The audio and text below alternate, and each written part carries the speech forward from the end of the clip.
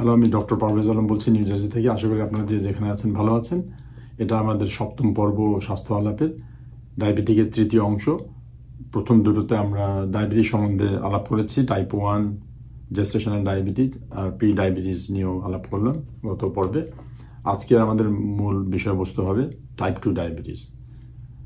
আপনাদের যাদের type 2 diabetes হয়েছে বা ডায়াগনোসিস হতে যাচ্ছে তাদের উদ্দেশ্যে এই পর্বটা। এখন টাইপ 2 ডায়াবেটিস সরাসরি চলে যায়। টাইপ 2 ডায়াবেটিস আমরা কিভাবে ডায়াগনোসিস করি? টাইপ 2 ডায়াবেটিস ডায়াগনোসিস করা যায় চারভাবে।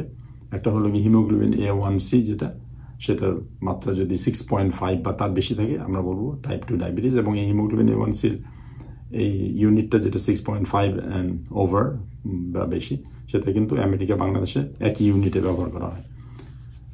সেকেন্ড পদ্ধতি হলো গিয়ে fasting blood sugar, fasting blood সুগারটা যদি 126, যেটা 7 মিলিমোল বাংলাদেশে বলে, 126 মিলিগ্রাম পার্সেন্টের চেয়ে যদি বেশি হয়, 7 মিলিমোলের চেয়ে বেশি হয় ফাস্টিং ব্লাড সুগার, সেটা মানে 8 ঘন্টা কোনো খাওয়া না খেয়ে থাকতে হবে, পানি খাওয়া যায়, সেটা ডায়াবেটিস ফাস্টিং ব্লাড সুগার দিয়ে আমরা সেকেন্ড মানে way to diagnose diabetes type 2।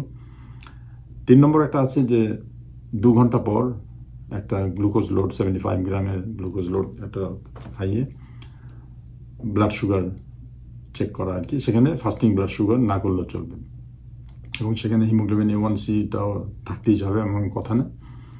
সেটা সাধারণত 2 ঘন্টা পর যদি সুগারের লেভেল 200 হয়ে যায়, 200 মিলিগ্রাম মানে 11.1 মিলিমোল হয়, তাহলে আমরা সেটাকে ডায়াবেটিস বলবো। আর 4 নম্বর একটা পদ্ধতি আছে, সেটাকে বলে random blood sugar. Random blood সুগারটা মানে 24 ঘন্টার যে কোনো সময়, খাওয়ার আগে পরে কোনো তেমন হিসাব নেই। সেখানে র্যান্ডম ব্লাড সুগারটা যদি 200 মিলিগ্রাম পার্সেন্ট বা 11.1 মিলিমোল হয়, তাহলে আমরা সেটাকে ডায়াবেটিস বলবো। কিন্তু র্যান্ডম ব্লাড সুগার যদি আমরা করি, সেখানে আরও দুটো কন্ডিশন থাকতে হবে, আরও দুটো মানে সিমটমসের আরও দুটো থাকতে হবে ডায়াবেটিস ডায়াগনোসিস করার জন্য। সেটা হলো, একটা নাম্বার হলো যে, এটা আমি প্রথম পর্বে বলেছিলাম যে ডায়াবেটিসের সিমটমসগুলো থাকতে হবে, 200 মিলিগ্রাম যেটা র্যান্ডম ব্লাড সুগার। আর তা না হলে যে কোনো ডায়াবেটিক ক্রাইসিস নিয়ে ভর্তি হয় যখন হসপিটালে বা আমরা ডায়াগনোসিস করি অফিসে, সে কোনো একটা কমপ্লিকেশন থাকতে হবে, তাহলে আমরা ডায়াবেটিস টাইপ 2 ডায়াগনোসিস করতে পারি নিশ্চিন্তে। এখন আসা যাক যে এই ডায়াবেটিস টাইপ 2টাই কিন্তু মেন ডায়াগনোসিসের। আমরা যখন ডায়াবেটিস বলতে টাইপ 2টাই বুঝাই সাধারণত, কারণ সমস্ত ডায়াবেটিস রুগীদের 90 থেকে 95% রুগী টাইপ 2 ডায়াবেটিসে ভোগেন। সেজন্য এটা এত বেশি ইম্পর্টেন্ট। এবং ডায়াবেটিসের ট্রিটমেন্ট বা ডায়াবেটিসের ম্যানেজমেন্ট যেটা করতে আমরা বলবো, সেটাতে বলতে সাধারণত আমরা টাইপ 2 ম্যানেজমেন্ট বুঝি। আর আমি প্রথম দিকে বলেছিলাম যে টাইপ 1 ডায়াবেটিসে কিন্তু বাচ্চাদের হয়, ছোটদের হয়, এবং সেখানে ট্রিটমেন্টটা মোটামুটি ইনসুলিন, সেখানে ছাড়া উপায় নেই। কিন্তু টাইপ 2 ডায়াবেটিসের বিভিন্ন রকম ট্রিটমেন্ট মোডালিটিস আছে, বিভিন্নভাবে আমরা এটা ট্রিটমেন্ট করি। এখন আসা যাক, ব্লাড সুগার বাড়লেই কি আমরা ডায়াবেটিস বলবো? সাধারণত ব্লাড সুগার বাড়লে আমরা প্রি ডায়াবেটিস বা ডায়াবেটিস বলি। তবে কিছু কিছু ক্ষেত্রে দেখা গেছে টেম্পোরারি ব্লাড সুগার আমাদের শরীরে বাড়তে পারে। এটা আমাদের খেয়াল রাখতে হবে, এটা আমাদের বুঝতে হবে যে কিছু কিছু ক্ষেত্রে আমাদের ব্লাড সুগার কিছু দিনের জন্য বা কিছু মাসের জন্য বা কিছু সময়ের জন্য বাড়তে পারে। সেটা হলেই আমরা সেটাকে কিন্তু ডায়াবেটিস বলবো না। এবং কি কি কন্ডিশন, কি কি পরিস্থিতিতে আমাদের ব্লাড সুগার বডিতে বাড়তে পারে অথচ আমরা এটাকে ডায়াবেটিস বলবো না, সেটা হলো, 1 নম্বর হলো স্ট্রেস। এটা emotional stress, physical stress, mental stress. Stressful একটা সিচুয়েশনে থাকলে আমাদের শরীরে অনেক সময় অনেক হরমোনস এবং মানে নিউরোজেনিক, যেটা নার্ভস ফায়ারিং করে, অনেক সময় আমাদের সুগার লেভেল বাড়িয়ে দিতে পারে।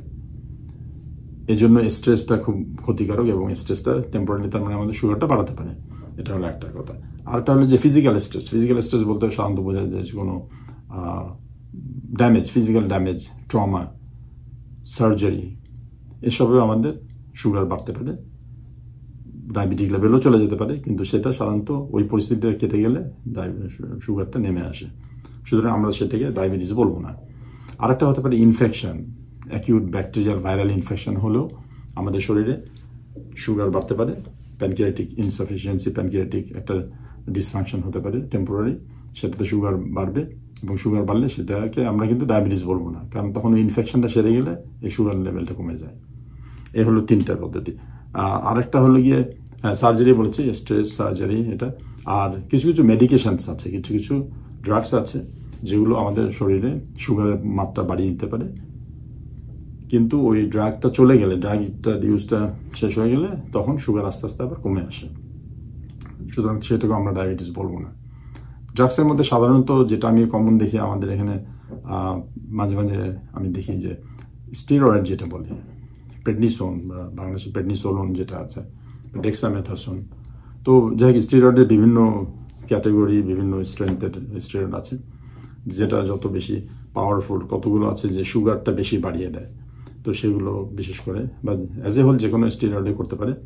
এই স্টেরয়েডটা মোটামুটি আমরা কিন্তু অনেক কাজে ইউজ করি, অনেক ইনফ্লামেশনে, অ্যাজমাতে, অনেক ক্রনিক ডিজিজে আমরা স্টেরয়েড অহরহ ইউজ করি। অ্যালার্জি তো অনেক সময় আমরা স্টেরয়েড ইউজ করি এখানে, খুব একটা খারাপ অ্যালার্জি হলে। তো এইসব ক্ষেত্রেও দেখা যায় যে সুগারটা বেড়ে যেতে পারে, কিন্তু সেখানে আমরা এটাকে ডায়াবেটিস বলবো না। সো আমাদের তাহলে নন ডায়াবেটিক যেটা হাই ব্লাড সুগার টেম্পোরারি হতে পারে, এই 4টে কন্ডিশনে এটা একটু জেনে রাখা আপনাদের জন্য ভালো। এখন আসেন যে আমরা সাধারণত ডায়াবেটিস, টাইপ 2 ডায়াবেটিসটা এস্টাবলিশ করার জন্য সাধারণত এতদিন ছিল দুটো পদ্ধতিতে আমরা করতে হতো, 2 রকম ব্লাড সুগার। একটা হলো হিমোগ্লোবিন A1C, তার সাথে ফাস্টিং ব্লাড সুগার বা OGTT, সেটাকে কম্বাইন করে সাধারণত আমরা ডায়াগনোসিস করতাম। কিন্তু এখন দেখা যাচ্ছে যে আমেরিকান ডায়াবেটিক অ্যাসোসিয়েশন গত বছরে 2024-এ তাদের রেকমেন্ডেশনসগুলো গাইডলাইন্সগুলো আপডেটেড করে তারা বলছে যে এখন আমরা শুধু হিমোগ্লোবিন A1C দিয়েও ডায়াগনোসিস করতে পারবো। সেটার সুবিধা অসুবিধা দুটোই আছে, আমি বেশি তর্ক বিতর্কে ওখানে যেতে চাই না। তবে সুবিধা যে হ্যাঁ, আমাদের ফাস্টিং ব্লাড সুগার লাগলো না, আমাদের গ্লুকোজ টলারেন্স টেস্টও লাগলো না, এবং আমাদের কোনো সময়ের কোনো অসুবিধা নেই, এটা যে কোনো সময় করা যায়। কারণ হিমোগ্লোবিন A1Cটা সাধারণত এই গত 2-3 মাসের যে আমাদের ব্লাড সুগারের যে অ্যাভারেজ যে মাত্রাটা, সেটাকে রিপ্রেজেন্ট করে। সুতরাং এটা যেহেতু গত 2-3 মাসের অ্যাভারেজ সুগার মাত্রা রিপ্রেজেন্ট করে এবং 6.5 বা তার উপরে উঠে গেলে আমরা সেটাকে ডায়াবেটিস বলবো। সেটাতে একটা সুবিধা হলো যে ডায়াগনস্টিক সুবিধা একটা হলো যে ডায়াগনোসিস করতে অন্য কিছু লাগবে না। অসুবিধা ঠিক না, তবে অনেকেই মনোক্ষুণ্ণ হবেন যে তাদের ফাস্টিং ব্লাড সুগার দেখা গেল নর্মালে সবসময় থাকছে, তাদের র্যান্ডম ব্লাড সুগারও নর্মালে থাকছে, অথচ দেখা যাচ্ছে যে হিমোগ্লোবিন A1C যেটা 6.5 সেটা হয়ে গেছে বা সেটার একটু উপরে আছে। তো আনটিল এই বছর পর্যন্ত আমরা সেটাকে ডায়াবেটিস বলতাম না, কিন্তু এখন মোটামুটি এডিএর আমেরিকান ডায়াবেটিক অ্যাসোসিয়েশনের মতামত অনুযায়ী সেগুলোকেও এখন ডায়াবেটিস হিসেবে ডায়াগনোসিস করা যাবে এবং করা উচিত। এতে ওভারঅল আমার মনে হয় যে রোগীদের জন্য এটা ভালো একটা জিনিস যে তাদের মানে ট্রিটমেন্ট করার যেটা উদ্যোগ বা তাদেরকে ট্রিটমেন্ট করা, সেটা একটু আগে আমরা শুরু করছি, তাতে তাদের কমপ্লিকেশন কমে যাবে। তো সেটা আমার মনে হয় যে খারাপ না ব্যাপারটা আর কি। আর একটু তো ডায়াগনোসিসের মন তো খারাপ হবেই, কিন্তু একটা জিনিস যে হ্যাঁ, মন খারাপ হবে, কিছুদিন মন খারাপ থাকবে, একটু টেনশন আপনার হবে, স্ট্রেস হবে, ফ্যামিলিতে একটা নেগেটিভ একটা এনভায়রনমেন্ট ক্রিয়েট হতে পারে। একটা ডায়াগনোসিস কারোর সংসারে পরিবারের কোনো সদস্য কিছু হলে সবাই তো এফেক্টেড হয়। কিন্তু আমার মনে হয় যে আপনারা একটা কাজ করবেন যে আপনাদের করণীয় কি আছে, যে মন খারাপ হবে কিন্তু কিছুদিন কেটে গেলে একটু ঠান্ডা মাথায় আপনারা চিন্তা করবেন যে আমার কি কি করণীয় আছে এখন। আর এটা তো ঠিকই যে ডায়াবেটিস হলে ফট করে কিছু আপনার হবে না, তাই না? আপনার তো হঠাৎ করে কিছু হয় না, এটা তো বলেইছি যে এটা অনেক বছর ধরে আপনাদের শরীরে অল্প অল্প করে থাকে। তো আপনারা যদি ইনসুলিন রেজিস্ট্যান্স এবং প্রি ডায়াবেটিস স্টেজে যদি আপনারা সচেতন না হয়ে থাকেন বা একটু গাফিলতি করেছেন, তাহলে এই পর্যায়ে এসব আপনাদের তো সবকিছুই করণীয় আছে। কারণ মোটামুটি প্রি ডায়াবেটিস আর ডায়াবেটিসের ট্রিটমেন্ট কোটা কাছাকাছি, খালি ডায়াবেটিসে একটু ওষুধপত্র বেশি লাগবে, এটা একটা ব্যাপার আছে। কিন্তু বাকিগুলো কিন্তু যেটা আমি বলেছি যে আমাদের ফুড হ্যাবিট, খাওয়ার সেটা আমি পরবর্তী পর্বে ডিটেলস আলাপ করবো। আমাদের কি কি খাওয়া উচিত, কি কি খাওয়া উচিত না, বা কোনটা খেলে ভালো মন্দ, সেটা আমি আলাপ করবো। খাওয়া দাওয়ার অভ্যাস, লাইফস্টাইল, লাইফস্টাইল বলতে কি বোঝায়? লাইফস্টাইল বলতে আমরা বুঝি শরীরচর্চা, যেটা একটা এক্সারসাইজ, যে ফিজিক্যাল অ্যাক্টিভিটিস, এটা যে কোনো ফর্মে হতে পারে। কিন্তু আমার অনেক পেশেন্ট এসে বলে আচ্ছা আমি তো জিমে যেতে পারবো না, তো জিমে যেতে পারবো না, কোনো অসুবিধা নেই, জিমে যেতেই হবে কোনো কথা নেই, বরঞ্চ জিমে না গিয়ে যদি ফ্রি হ্যান্ড এক্সারসাইজ করা যায় বা হাঁটা যায়, দ্রুত হাঁটা যায়, সেটা আমার মনে হয় যে জিমে যাওয়ার চেয়ে ঢের ভালো। কারণ জিমে গেলে কিন্তু একটা দেখেন, জিমে আপনি সাধারণত গাড়িতে করে যাবেন, ওখানে যে কোনো একটা বাহনে যাবেন, তাই না? সেখানে গিয়ে এক্সারসাইজ করবেন, সেখানে আরো লোকজন থাকবে। আজকাল যা অবস্থা দেখা যাচ্ছে, ইনফেকশাস ডিজিজ হঠাৎ করে বেড়ে যাচ্ছে, তবে ফ্লু সিজনে, ঠান্ডা সিজনে এসব জায়গায় ইনফেকশন হওয়ার চান্স থাকে কিন্তু আপনার জিমে। কয়েক রকম ইনফেকশন হতে পারে। একটা হলো এয়ারবর্ন, যেটাকে বলে, মানে যে কোল্ড ভাইরাস, ফ্লু ভাইরাস, এই জাতীয় যেগুলো আছে।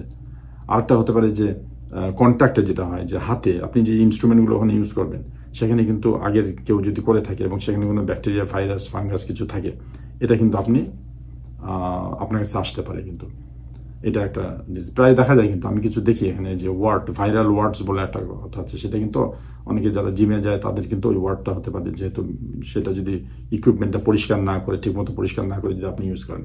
তো জিমে যাওয়াটা কিন্তু ঝামেলা, তার টাকা পয়সা তো আছেই, যে মাসে মাসে আমরা একটু টাকার পয়সার গচ্ছা যাবে। কিন্তু আপনি যদি ফ্রি হ্যান্ড এক্সারসাইজ করেন বাসায় বা বাইরে, বা বাসায় আপনি ট্রেডমিল করেও করতে পারেন, সেটাতে ইনফেকশনের আর ভয়টা থাকলো না। আর একটা করা যায় যে পরিবেশ যদি ভালো থাকে, বাইরে যদি নিরাপদে থাকে, তাহলে আপনি একটু দ্রুত হাঁটা, যেটা ব্রিস্ক ওয়াকিং বলে, সেটা আপনি 30 মিনিট করে হাঁটবেন প্রতিদিন, 5 দিন, প্রায় সপ্তাহে আন্দাজ এটা। আর প্রতিদিন করতে পারলে তো আরো ভালো, কিন্তু সাধারণত ওরা বলে যে 150 মিনিট সপ্তাহে যদি হাঁটা যায় ব্রিস্ক ওয়াকিং, সেটাকে বলে মডারেট এক্সারসাইজ। এবং এই মডারেট এক্সারসাইজের উপকার খালি যে ডায়াবেটিসটাকে কন্ট্রোলে আনবে বা কোলেস্টেরলটাকে আনবে বা ব্লাড প্রেশারকে আনবে তা নাই। কিন্তু এই ব্রিস্ক ওয়াকিং নাকি শরীরে মোটামুটি ইনফ্লামেশন যেটা আছে, মেটাবলিক ইনফ্লামেশন, যেটা মাস্টার মাইন্ড আর কি ইনফ্লামেশন, যেটা দিয়ে অনেক ডিজিজ আস্তে আস্তে উৎপত্তি হয়, ইনক্লুডিং দ্য ইনসুলিন রেজিস্ট্যান্স এবং ডায়াবেটিস। এই সবগুলো জিনিস কিন্তু আমাদের ওই মডারেট এক্সারসাইজে হেল্প হয়। এখানে একটা কথা বলি যে অনেকের ভুল ধারণা আছে, এবং আমি খুব এটা একটু মনে করি যে একটু ফ্রাস্ট্রেটিং, যে অনেকে বলে আচ্ছা আমি এক্সারসাইজ করব, আমি তো 140 ক্যালোরি খরচ করলাম, বা 200-300 ক্যালোরি। আসলে এক্সারসাইজটা কিন্তু জাস্ট ক্যালোরির ব্যাপার না, কিন্তু ক্যালোরি একটা ব্যাপার এক্সারসাইজে, কিন্তু এক্সারসাইজে কিন্তু এই যে মেটা ইনফ্লামেশন যেটা কমাচ্ছেন আপনি, সেটাতে আপনি কিন্তু পা থেকে মাথা পর্যন্ত সমস্ত কিছুই অ্যাক্টিভ হয়ে যায়। যেমন ডায়াবেটিসে এক্সারসাইজ কিভাবে কাজ করে, সেখানে ক্যালোরি বার্ন করলেন আপনি 200 ক্যালোরি, 300 ক্যালোরি, এটা একটা আসলে খুব সুপারফিশিয়াল একটা কনসেপ্ট। আসলে আপনার যেটা হচ্ছে যে আপনি যদি এক্সারসাইজ করেন, আপনার মাসেলস গুলো কিন্তু অ্যাক্টিভ হচ্ছে।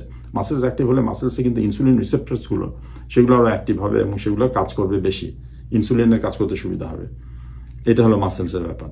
আর মেটা ইনফ্লামেশন কমালে তো বললামই যে অনেক কিছু আপনার ক্রনিক ডিজিজগুলোর পরিমাণ কমে যায়। সুতরাং এক্সারসাইজটা কিন্তু আন্ডারমাইন করা যাবে না, এক্সারসাইজটা অল্টারনেট কিছু নাই। কিন্তু অনেকে বলে যে আমি খাচ্ছি না, খাওয়া দাওয়া করছি না, কিন্তু হ্যাঁ, খাওয়া দাওয়া করছো না ভালো কথা, কিন্তু কথা হলো খাওয়া দাওয়ার সাথে যদি এক্সারসাইজ না হয়, ফিজিক্যাল অ্যাক্টিভিটি যদি না হয়, তাহলে কিন্তু খুব একটা ইফেক্ট হয় না আর কি খাওয়া দাওয়া। আমাদের এখানে আমি প্রচুর পেশেন্ট পাই যে খুব একটা খায় না, কিন্তু তাদের ব্লাড সুগার কোনো কারণে কমছে না। আমি মনে করি অধিকাংশ সেসব ক্ষেত্রে এক্সারসাইজের ব্যাপারটা আছে, শরীর চর্চার ব্যাপার আছে। এখানে একটা কথা আসে, প্রায় আমি পেশেন্টের দেখি যে সেটাও আমাদের চিন্তা করতে হবে যে আর্থ্রাইটিস, আপনাদের অনেকের আর্থ্রাইটিস থাকতে পারে, হাঁটুতে আর্থ্রাইটিস, হিপে আর্থ্রাইটিস, অ্যাঙ্কেলে আর্থ্রাইটিস থাকতে পারে।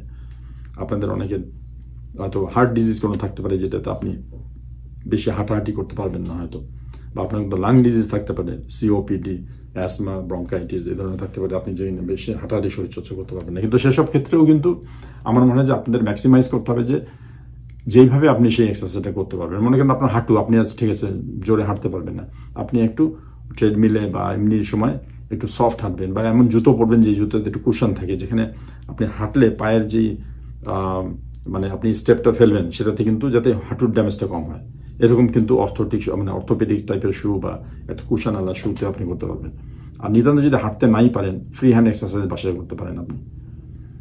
তো আমার কথা হলো যে হাত পা চালাতে হবে আর কি, হাত পা চালাতে হবে, হাত পাকে রাখা যাবে না। আপনি যতদিন আপনার হাত পা সুস্থ থাকবে আপনি হাত পা চালান, এটা একটা ফিজিক্যাল অ্যাক্টিভিটির মধ্যে পড়ে যায়। তো যাই হোক, এটা হলো এক্সারসাইজের কথা বললাম আমি। আর খাবারের ডিটেলসটা আমি পরের পর্বে শুরু করব। এখন তারপরে কি, সেই প্রি ডায়াবেটিস যা বলেছিলাম যে আপনার ঘুমটা ঠিক হতে হবে। ঘুমের ব্যাপারে এখানে টাইপ 2 ডায়াবেটিসদের একটা কথা আমি বলতে চাই যে ঘুম কিন্তু নিয়মিত যদি না হয় এবং ঘুম যদি কম হয়, সেটাতেও কিন্তু আপনার বডিতে স্ট্রেস লেভেলটা বেড়ে যায়, স্ট্রেস হরমোনও বেড়ে যাবে, মেটাফ্লামেশন যেটা ইনফ্লামেশন সেটাও কিন্তু বেড়ে যাবে। সুতরাং আপনার ঘুমটাকে একটু রেগুলার করতে হবে যতটুকু পারা যায়। আপনারা যারা রাত্রেবেলা কাজ করেন তাদের হয়তো দিনের বেলা তাহলে ব্যবস্থা করতে হবে। আর যদি এমনি আপনাদের রাত্রে ঘুমানোর সুযোগ থাকে ঠিকমতো ঘুমাবেন। বেশি রাত করে জেগে টিভি মানে ফোন এটা ওটা ওখান থেকে একটু দূরে থাকাই ভালো। তারপরে আসবে কি স্ট্রেস ম্যানেজমেন্ট, যেটা এটা আজকাল বলা হচ্ছে যে খাওয়ারের পরে এক্সারসাইজ, তারপরে এক্সারসাইজ পরে ঘুম ঠিক করতে হবে, তারপরে স্ট্রেস ম্যানেজমেন্ট যেটা করতে হবে আপনার দৈনন্দিন জীবনে, ঘরে, বাইরে, অফিসে, বন্ধু বান্ধবের সার্কেলে, যেখানে স্ট্রেসফুল সিচুয়েশন যেগুলো হবেই, স্ট্রেস ছাড়া তো জীবন চলে না। কিন্তু স্ট্রেসটা যাতে একটা নির্দিষ্ট মাত্রার বাইরে চলে না যে আপনি ম্যানেজ করতে পারছেন না, আপনি স্ট্রেস ম্যানেজ করতে গিয়ে হাবুডুবু খাচ্ছেন, সেটাতে কিন্তু আপনার শরীরে প্রচুর ক্ষতি হবে। আগে আমরা বুঝতাম না যে কিভাবে স্ট্রেস কি করে, কিন্তু এখন দেখা যাচ্ছে স্ট্রেস মোটামুটি অনেক হরমোনসের মাধ্যমে, অনেক মানে নার্ভসের অ্যাক্টিভিটি দিয়ে অনেক কিছু আমাদের শরীরে নিয়ন্ত্রণ করে এবং ক্ষতিকর প্রভাব বিস্তার করতে পারে। সেজন্য স্ট্রেসটা কিন্তু খুব একটা খারাপ জিনিস, এটা একটা সাইলেন্ট কিলারের মতো থাকে আমাদের সবসময়। তো এই স্ট্রেস ম্যানেজমেন্টটাও একটা ইম্পর্টেন্ট জিনিস। এরপরে আসলো গিয়ে ওষুধপত্র, মেডিকেশনস। তো আমি মেডিকেশন সম্বন্ধে খুব একটা ডিটেলস আমি বলবো না। আমি যখন টাইপ 2 ডায়াবেটিসের ট্রিটমেন্ট নিয়ে পুরো আলোচনা করব, যে খাওয়া দাওয়া, তার সাথে আমি হয়তো মেডিসিনসের কিছু আপনাদেরকে আইডিয়া দিব। কারণ আমি চাই যে আপনাদের যদি টাইপ 2 ডায়াবেটিস থাকে তাহলে অবশ্যই আপনারা ডাক্তারের শরণাপন্ন হবেন। আপনারা এখানে আমরা যেটা করি, পেশেন্টদেরকে এনকারেজ করি যে ডায়েটিশিয়ানের কাছে যাও, ডায়েটিশিয়ানস আছে বিশেষ করে, আর বা ডায়াবেটিক নার্স। এই দেশে তো আবার একটু উন্নত দেশে যাওয়া হয় যে ডায়াবেটিক নার্স, এডুকেটেড ডায়াবেটিক মানে ট্রেন্ড ডায়াবেটিক নার্স থাকে। আমি প্রায় তাদেরকে বলি যে তোমরা ডায়েটিশিয়ানের কাছে অ্যাটলিস্ট যাও। আর যদি ডায়াবেটিক নার্স থাকে, যে তাকে অনেক কিছু সম্বন্ধে বলতে পারবে, যেমন তার সুগার মনিটর করতে হবে, কিভাবে করতে হবে, কোন মেশিনটা ভালো, কোন খাবার ভালো, কোন খাওয়া কখন খেতে হবে, এইসব সম্বন্ধে তারা ডায়াবেটিক নার্সের কাছে যায় বা ডায়েটিশিয়ানের কাছে যায়। তো বাংলাদেশে আমার মনে হয় হয়তো এখন অনেক কিছুই তো উন্নতি হচ্ছে, হয়তো ডায়েটিশিয়ানস, নিউট্রিশনিস্ট তারাও আছে, এবং আপনারা যদি সম্ভব হয় তাদের কাছেও যাবেন। আর ডাক্তারের কাছে তো যাবেনই, একটা ডাক্তারের সুপারভিশনে আপনাদের ওষুধপত্র শুরু করতে হবে। ওনারা বুঝবেন যে আপনার বিশেষ অবস্থার জন্য কোন কোন ওষুধ কিভাবে শুরু করতে হবে। এটা কিন্তু খুব ইম্পর্টেন্ট। ওষুধ খালি একটা খেলেই তো হবে না, ওষুধটা বুঝতে হবে যে আপনার জন্য কোন ওষুধটা ভালো। কারণ এটা ডিপেন্ড করে যে আপনার ডায়াবেটিসের মাত্রাটা কীরকম, আরেকটা ডিপেন্ড করে যে আপনার সাথে আর কি কি ডিজিজ আছে, কি কি অসুখ আছে, আপনার স্বাস্থ্যগত ব্যাপার, যে আপনার ওভারওয়েট আছে কিনা, ওবেসিটি আছে কিনা, অন্যান্য ডিজিজ আছে কিনা, এগুলোর উপর ডিপেন্ড করবে আপনার কোন ওষুধটা প্রথমে শুরু করা যায়। এবং তো ওভারঅল গড়পাড়তা বলা যায় যে আমি এখানে যা দেখি যে আমরা মেটফরমিনটা আমাদের first line of treatment, first line of drugs. এখন নতুন অনেক ওষুধ এসেছে, নতুন অনেক রকমই, তো 4-5 রকম নতুন ওষুধ আসলো। আমি পরে যখন ট্রিটমেন্টের বাকি পর্যায়ে এটা আমি আলাপ করবো খুব সংক্ষিপ্তভাবে। তবে একটা কথা বলে রাখি যে যতই নতুন ওষুধ আসুক, যতই ইনজেকশন নতুন ট্রিটমেন্টটা আসুক, মেটফরমিনটা কিন্তু এখনো ফার্স্ট লাইন অফ ট্রিটমেন্ট। এটা FDA অ্যাপ্রুভড, এবং American diabetic association, American endocrine society সবাই মোটামুটি এটাতে একমত যে হ্যাঁ, মেটফরমিনের যদি কোনো কন্ট্রাইন্ডিকেশন না থাকে, মানে মেটফরমিনে যদি আপনার কোনো প্রবলেম না থাকে, তাহলে মেটফরমিনটাই আমাদের ফার্স্ট লাইন অফ ট্রিটমেন্ট হওয়া উচিত। খাদ্য মানে খাবারের ফুড হ্যাবিটের পরে, এক্সারসাইজের পরে মেটফরমিনটাই আসবে। তার সাথে এখন আমরা বিভিন্ন ওষুধ আমরা যোগ করব। আর মেটফরমিনের জন্য যেটা আমাদের খেয়াল রাখতে হবে, কতগুলো সাইড এফেক্ট কি হয় না হয়, সেটা তো অবশ্যই আমরা মনিটর করব। তো মোটামুটি আমার মনে হয় যে টাইপ 2 ডায়াবেটিস সম্বন্ধে আপনাদের একটা আলোচনা দিলাম। আর আরেকটা কথা যে একটা রোগ আমি অনেক আগে বলেছিলাম যে একটা রোগ কিন্তু আমরা ডায়াগনোস করতে গেলে, ডায়াবেটিস যদি আমি কোনো রোগীর ডায়াগনোস করতে যাই, তাকে কিন্তু বলতে হবে যে দেখো, তুমি তোমার ডায়াবেটিসটা তো ট্রিটমেন্ট করছো এবং ডায়াবেটিসের উপকারিতা পাবে যে ট্রিটমেন্টের, বা তোমার খাদ্য অভ্যাস বা জীবন প্রণালী চেঞ্জ করতে। কিন্তু সেখানে যদি দেখা যায় যে লোকটা স্মোকিং করে বা তার অ্যালকোহলের প্রবলেম আছে, এখানে তো আবার সেটা একটা বিরাট প্রবলেম। তো স্মোকিংটা কিন্তু ছাড়তে হবে, নিজেদের পক্ষে একটু কমাতে হবে, তারপর ছেড়ে দিতে হবে। কারণ আপনি যদি ডায়াবেটিসের ট্রিটমেন্ট করলেন, ডায়াবেটিসের উপকারিতা পেলেন, কিন্তু দেখা গেল যে আপনার হার্ট অ্যাটাক হচ্ছে বিকজ অফ দ্য স্মোকিং, বা আপনার কোলেস্টেরল বেশি, বা আপনার ব্লাড প্রেশার বেশি, বা কিডনি ডিজিজ বেশি, সেসব ক্ষেত্রে দেখা গেলো আপনার স্ট্রোক আর হার্টের রোগটা বেড়ে গেল, তো আপনি ডায়াবেটিস ট্রিটমেন্ট করে তো পুরো উপকারটা পাচ্ছেন না। এই জিনিসটা আপনাদের বুঝতে হবে। সুতরাং আপনার শরীরটাকে পুরো একটা মানে একটা কম্প্রিহেন্সিভ, পুরো একটা একটা সমস্ত মানে সমষ্টিগতভাবে আপনাকে বুঝতে হবে আপনার অসুখগুলো কি হয়েছে এবং কিভাবে ম্যানেজ করবেন। তবে সবচেয়ে ভালো জিনিস যেটা আমার লেগেছে রিসেন্টলি এই কয়েক বছরে সায়েন্সের যে ইমপ্রুভমেন্ট হয়েছে, যে রিসার্চ স্টাডি করে দেখা গেছে যে এই আপনার কিন্তু সব কটা ডিজিজেরই কিন্তু ট্রিটমেন্ট মোটামুটি আমার কাছে এখন মনে হচ্ছে একই রকম। খাদ্যাভ্যাস চেঞ্জ, জীবন প্রণালী চেঞ্জ, আপনার স্ট্রেস ম্যানেজমেন্ট, ওজন ম্যানেজমেন্ট, আর তারপরে মেডিকেশন আছে। তো এইটা কিন্তু মেডিকেশনটা কিন্তু সবচেয়ে লাস্টে আমার মনে হয় থাকা উচিত, ও সবগুলো যাতে ঠিকমতো হয়।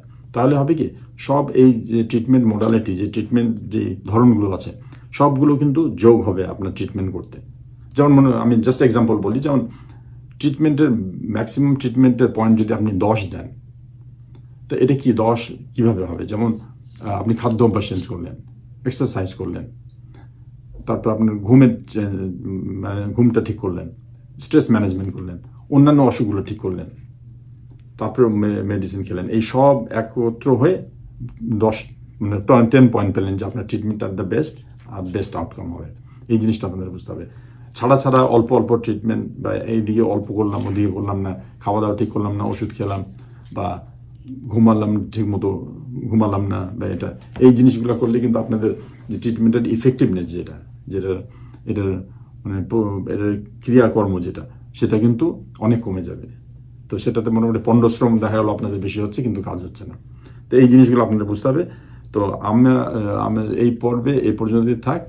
এর পরবর্তী পর্বে আমি খাওয়া দাওয়া নিয়ে কথা বলবো। আপনারা হয়তো অনেকে শুনেছেন গ্লাইসেমিক ইন্ডেক্স কি জিনিস, গ্লাইসেমিক ইন্ডেক্সটা কি জিনিস, এটা ডিটেলস আলাপ করব। এবং মূলত আমি খাওয়া দাওয়ার কি ভাবে করে আমরা ডায়াবেটিসকে ম্যানেজ করতে পারি বা প্রি ডায়াবেটিসকে ম্যানেজ করতে পারি, সেটা নিয়ে আমি আলাপ করব। তো ঠিক আছে, পরবর্তী পর্ব পর্যন্ত আপনারা ভালো থাকেন, নিজের খেয়াল করবেন, পরিবারের খেয়াল করবেন। দেখা হবে।